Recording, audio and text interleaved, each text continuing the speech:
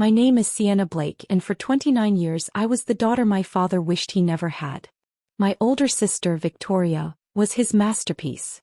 Blonde, outgoing, the kind of person who walked into rooms and made them brighter. I was the opposite. Dark-haired, bookish, always more comfortable with numbers than people. Dad owned Blake Logistics, a trucking company in Memphis. It wasn't huge, but it kept us comfortable.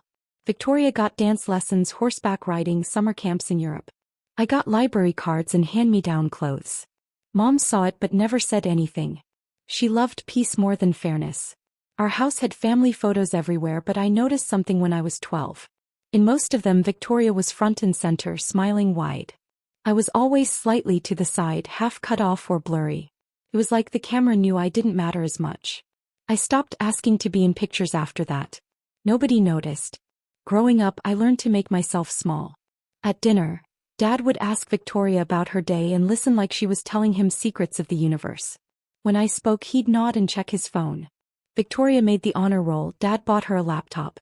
I made the honor roll every semester for 4 years and he said, "Good job keeping up." When I was 16, I asked for money to attend a math competition in Nashville. Dad said, "That's a long drive for some nerves and a participation trophy." Victoria asked for money to go to a concert in Atlanta, and he handed her his credit card without even asking who was performing. I remember standing in the kitchen that day, watching him smile at her like she'd hung the moon. I felt invisible.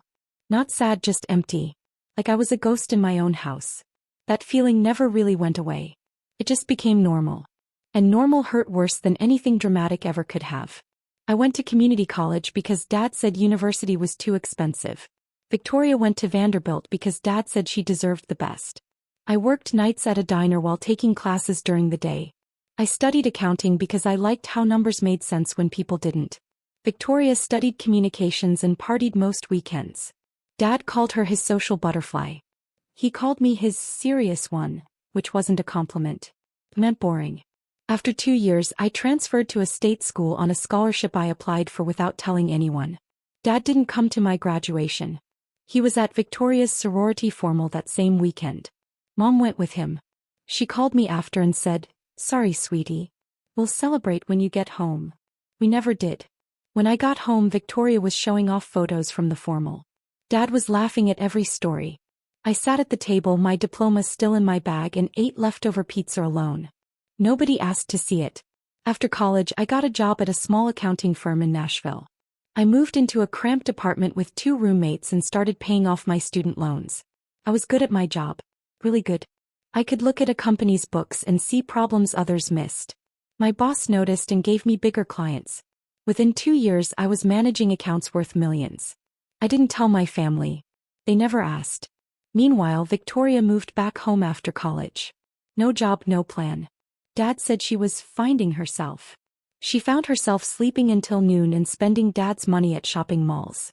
One Thanksgiving, I came home and mentioned I'd just closed a deal worth $2 million for a client. Dad said, "That's nice, Sienna," and turned to Victoria to ask about her new boyfriend. I stopped sharing after that. What was the point? I could cure cancer and Dad would still ask Victoria about her hair appointment. So I built my life quietly, far away from people who couldn't see me. When I was 25, I got headhunted by a consulting firm in Chicago. The salary was 6 figures. I took it without hesitation.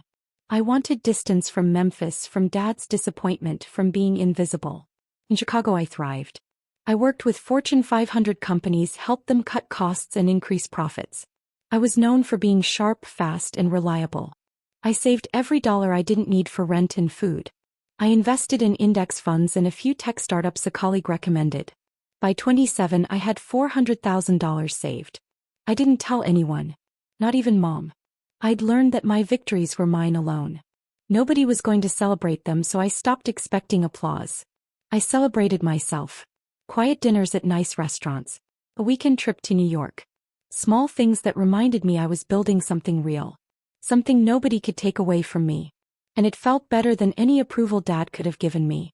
Because it was mine. That year, Victoria got engaged to a guy named Trevor. He was in sales, drove a leased BMW and talked loudly about his potential. Dad loved him. He said Trevor reminded him of himself when he was young. The engagement party was at a country club. I flew home for it. When I walked in, Dad hugged Victoria and shook Trevor's hand for what felt like 5 minutes. He saw me and said, "Sienna, you made it. Grab some food, it's on the left." No hug. No, "Glad you're here." I stood in that room for 2 hours and not one person asked me about my life. I watched Dad introduce Trevor to everyone as my future son-in-law, a real go-getter. When someone asked if he had other children, Dad gestured vaguely toward me and said, "Yeah, my younger daughter's around here somewhere." I was standing 10 feet away. I might as well have been a coat rack. I sipped my wine and smiled like it didn't hurt. But it did. It always did. During the toasts, Dad stood up with a glass of champagne. He talked about Victoria's beauty, her spirit, her joy. Then he said, "Some people are born to shine. They light up every room. Others are just meant to watch from the sidelines and clap." He looked directly at me when he said sidelines. People laughed. They thought it was a general joke about wedding guests. I knew better. My hands shook. I felt heat rise up my neck. I set my glass down, grabbed my coat and walked out. No one followed me. I sat in my rental car in the parking lot and cried for 20 minutes. Then I wiped my face, looked at myself in the rearview mirror and made a decision. I was done being invisible. I was done waiting for him to see me. If he wanted me on the sidelines, fine. But I wasn't going to clap anymore. I was going to build something so loud he couldn't ignore it. Even if it destroyed him. I flew back to Chicago the next morning. I didn't say goodbye. On the plane I started researching Blake Logistics. I wanted to know everything. Revenue, clients, debts, contracts, fleet size, insurance costs. I spent the next 3 months digging. I found out Dad's company was struggling. He'd made bad investments in new trucks right before diesel prices spiked. His profit margins were razor thin. He owed money to 2 banks and a private lender. He was holding on but barely. I also found out he'd been losing clients to a competitor in Nashville who offered better rates and faster service. Dad was too stubborn to adapt. Too proud to modernize. I saw weakness everywhere. And I saw an opportunity. Not just to succeed. To win. To take everything he'd built and make it mine. The idea felt dangerous and right at the same time. I didn't second-guess it. I just started planning. I reached out to an old professor from college who now worked in private equity. I pitched him an idea. Buy a struggling logistics company, modernize it, and take over its client base. He liked my track record and my plan. He introduced me to 2 investors. Together we pooled $2.8 million. I quit my consulting job and moved back to Nashville. I rented a small office and registered a new company, Apex Freight Solutions. I hired 3 people. A dispatcher, a fleet manager, and a sales rep.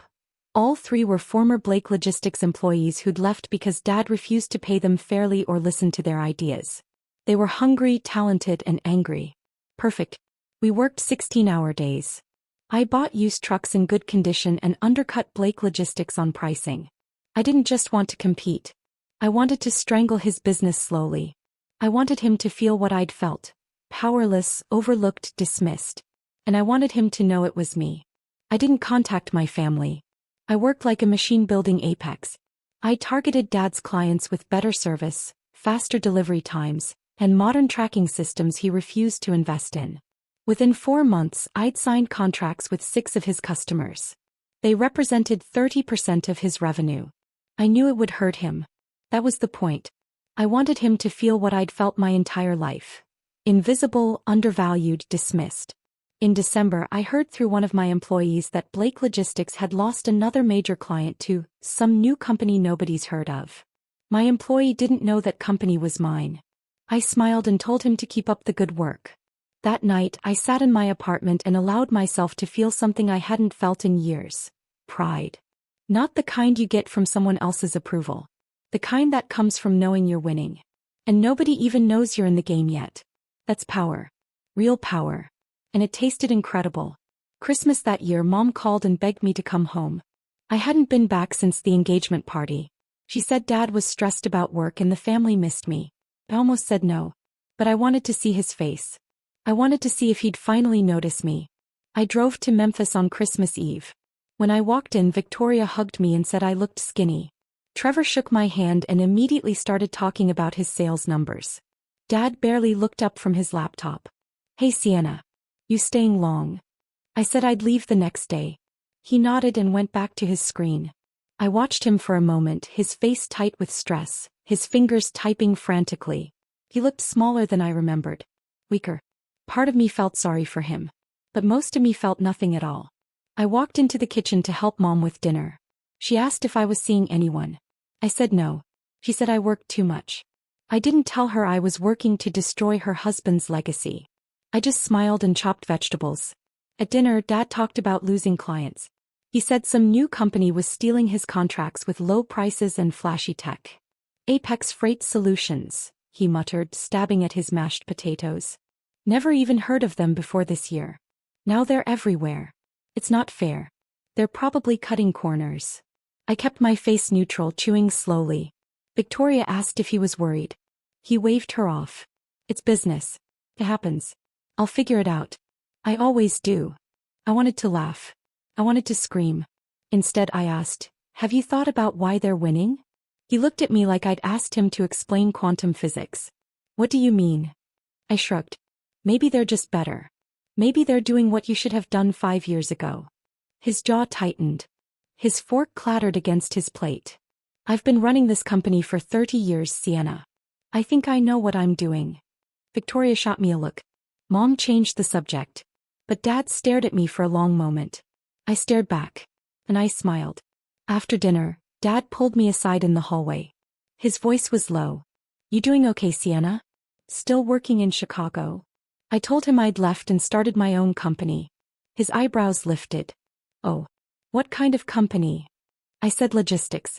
He laughed. Not a happy laugh. A dismissive one. The kind that said he didn't believe I could handle it. Logistics? That's a tough industry. Lots of big players. You sure you know what you're doing? I met his eyes and held them. I'm sure. He patted my shoulder like I was a child who'd just told him I wanted to be an astronaut. Well, good luck. Let me know if you need advice. I've been doing this since before you were born. I smiled. I will, Dad. Thanks. I wouldn't.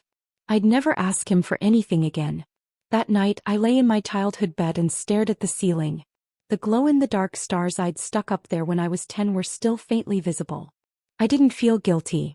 I felt alive. I felt unstoppable. And I felt like I was finally winning.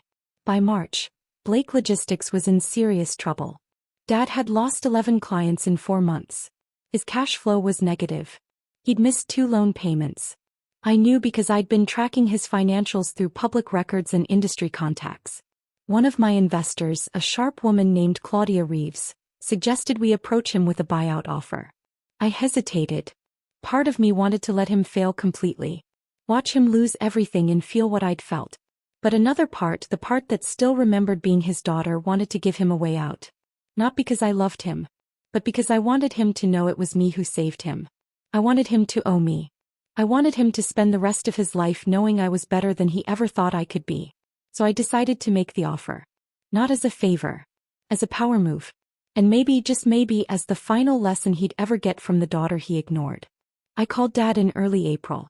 I told him I'd heard he was having trouble and that I might know some investors interested in buying his company. He sounded suspicious but desperate. His voice had an edge I'd never heard before. Fear. Who are these investors? I kept my tone casual. Some people I've worked with. They're legit. I can set up a meeting if you want. He was quiet for a long time. Then he said, yeah. They set it up. We agreed to meet at a coffee shop in Memphis the following week. I brought Claudia and my lawyer, a sharp-eyed man named Greg Whitmore. When Dad walked in and saw me sitting at the table with 2 strangers in business suits, his face went pale. He stopped in the doorway. Sienna, what are you doing here? I gestured to the empty chair across from me. My voice was calm even. Sit down, Dad. We need to talk. He sat slowly, his eyes darting between me, Claudia, and Greg. He looked confused. Then he looked scared. Good. I wanted him scared. I slid a folder across the table. Inside was a full buyout offer, professionally printed and bound. This is an offer to purchase Blake Logistics. $2.1 million. It covers all your debts, keeps your employees paid for 6 months, and leaves you with $150,000 in cash. Dad stared at the folder like it might explode. He didn't touch it. You're buying my company? His voice cracked. I nodded. Yes. He looked at Claudia, then at Greg, then back at me. Where did you get this kind of money? I leaned back in my chair and crossed my arms. I earned it. Consulting, investments, smart decisions. You know, the boring stuff you never thought was worth your time. His face turned red. His hands clenched into fists on the table. This is insane. You can't just... I cut him off. I am. You have 72 hours to decide. Take the offer or lose everything. Your choice. I stood up and Claudia and Greg followed. Dad just sat there staring at the folder. I walked out without looking back. Dad didn't call for 2 days. I knew he was struggling with it. Pride versus survival. On the 3rd day he showed up at my Nashville office unannounced. My assistant buzzed me. There's a Richard Blake here to see you. He doesn't have an appointment. I told her to send him in. He walked in slowly, looking around at my office like he'd never seen anything like it. It wasn't fancy, but it was mine. He sat down without being invited.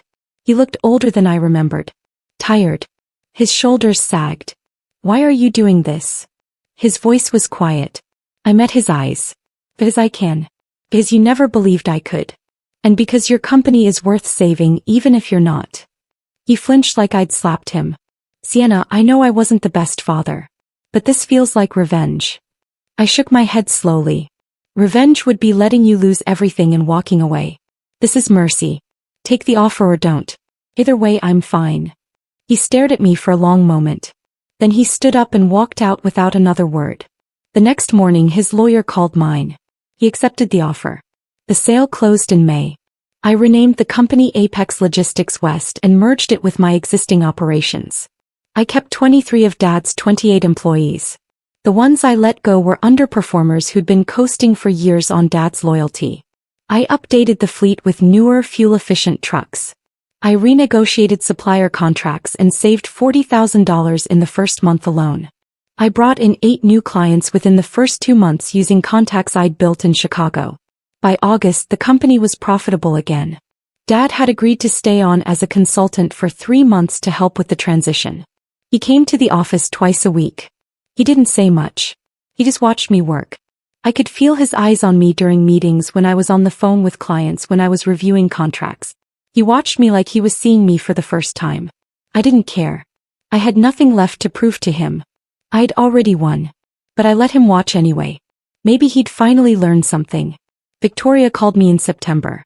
She was crying. Her voice was high and shaky. Dad's miserable, Sienna. He won't talk to anyone. He just sits in his office at home staring at the wall. This is all your fault. You destroyed him. I stayed calm. I'd expected this call. I gave him a fair offer. He took it. That was his choice, not mine. He said I was cruel. She said I was heartless. She said I'd changed. I said I was practical. She hung up on me. I didn't call back. A week later Mom called. She didn't yell. She didn't cry. She just said, "I'm proud of you." I almost cried. My throat tightened. "Thanks, Mom." She paused. I could hear her breathing on the other end. "I should have said that more when you were growing up. I'm sorry I didn't. I'm sorry I let him treat you that way." I told her it was okay. It wasn't, not really. But it was a start. And maybe that's all healing ever is. Just a start. By the end of the year, Apex Logistics was one of the fastest growing companies in Tennessee. I hired 40 more people. I opened a second office in Knoxville. Revenue hit $12 million. Industry publications started writing about me. The woman who turned logistics around. I was invited to speak at conferences. I bought a house in Nashville with a view of the Cumberland River. 3 bedrooms, hardwood floors, a kitchen with an island. I furnished it myself. Carefully. Slowly. Every piece meant something. I didn't send pictures to anyone. I didn't post on social media. I didn't need validation. One Saturday afternoon in November, Dad showed up at my door. I don't know how he got my address. He stood there holding a box of donuts from a place we used to go to when I was a kid. "Can I come in?" His voice was small. I stepped aside. He walked in slowly, looking around like he was in a museum. He stopped in the living room and stared out the window at the river. "Nice place," he said quietly. I didn't respond. I just waited. We sat on my couch. The donuts sat unopened on the coffee table between us. Dad didn't touch them. Neither did I. He cleared his throat twice before speaking. Your mother told me to come talk to you. Said I owed you that much. I waited. He continued, his voice rough. I was wrong. About you. About everything. I thought success looked like your sister. Loud, confident, easy. The kind of person everyone likes. I didn't see that you were building something real. Something that mattered. I didn't see you at all. I looked at him. Really looked at him. His hair was grayer. His hands shook slightly. Why didn't you see it? My voice was softer than I expected. He shook his head. I don't know. Pride. Stupidity. Fear, maybe. I asked what he was afraid of. He looked at me with tired eyes. That you didn't need me. And I was right. You didn't. You never did. He was right. I didn't. I never had. And that truth sat between us like a third person in the room. Heavy. Undeniable. True. Dad asked if we could start over. I told him I didn't know. He nodded like he expected that answer. He stood up to leave. At the door he turned back. I know I don't have the right to ask this, but are you happy? I thought about it. Really thought about it. Yeah. I am. He smiled. It was small and sad. Good. That's good. He left. I watched him walk to his car from the window. He looked smaller than I remembered. Older. Broken maybe. I didn't hear from him for 2 months. Then, in February, he called and asked if I needed help with anything at the company. I said no, but I'd let him know if I did. It wasn't forgiveness. It was tolerance. Maybe that's all we'd ever have. And I was okay with that. I didn't need his approval anymore. I didn't need his love. I didn't need anything from him. I'd built something he couldn't take credit for, something he couldn't diminish, something he couldn't ignore. That was enough. More than enough. It was everything I'd ever wanted and never thought I'd get. Victoria reached out last month. She sent a text asking if we could meet for coffee. I agreed, though I wasn't sure why. We met at a cafe downtown. She looked different. Less polished, more tired. Her hair wasn't perfectly styled. Her nails weren't done. She ordered black coffee instead of her usual caramel latte. She said Trevor had left her 3 months ago. He'd found someone else, someone younger. She said she was working at a boutique now, folding clothes and ringing up customers. Living in a small apartment. Driving a used car. She apologized for calling me cruel. For not defending me growing up. For everything. I told her it was fine. He asked how I did it. How I built Apex. How I survived. I told her the truth. I worked when no one was watching. I saved when no one was counting. I believed in myself when no one else did. She teared up. I wish I'd learned that. I reached across the table and touched her hand. It's not too late, Victoria. It's never too late. He squeezed my hand. And for the first time in our lives, I felt like we were actually sisters. Last week, I spoke at a logistics conference in Atlanta. 500 people in the audience.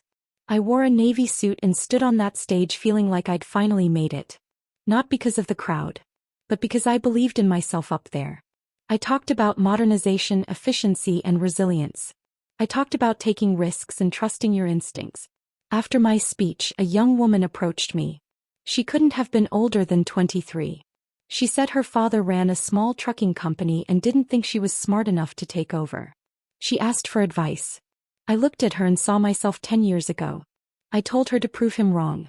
Not for him. For herself. I told her that the best revenge isn't destroying someone. It's becoming so successful they can't ignore you. She smiled, hugged me, and walked away. I watched her go and felt something shift inside me. I realized I wasn't angry anymore.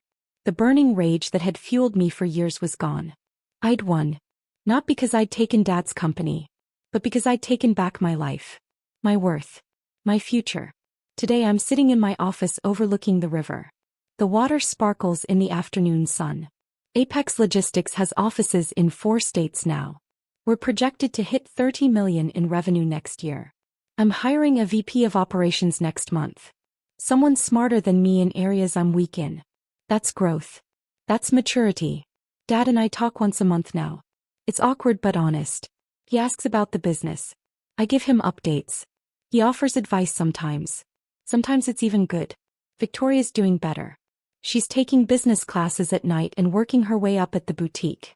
Mom visits me every few weeks. We cook dinner together and talk about everything except the past. I don't think about Dad's words at the engagement party anymore. He said I was meant to watch from the sidelines. He was wrong. I wasn't watching.